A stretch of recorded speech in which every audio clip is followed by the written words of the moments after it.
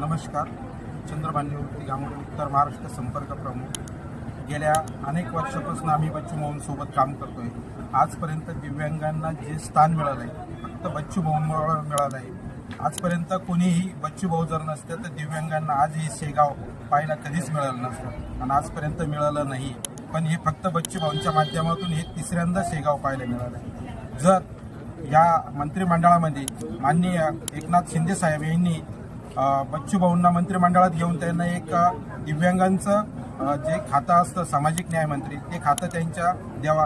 कारण की जर त्यांना आता जर सत्तेत घेतलं नाही तर आमचं 5 वर्ष दिव्यांगांसाठी कोणीही एकही नेता नाही का असा दिव्यांगांचा प्रश्न किंवा गोरगरिबांचा शेतकऱ्यांचा प्रश्न मांडेल असा एकही नेता नाही. तर फक्त माझी एवढीच सरकारला आणि एकनाथ शिंदे साहेबांना विनंती आहे का बच्चू भाऊंना त्यांनी मंत्रिमंडळात स्थान द्यावा, एवढीच नम्र विनंती.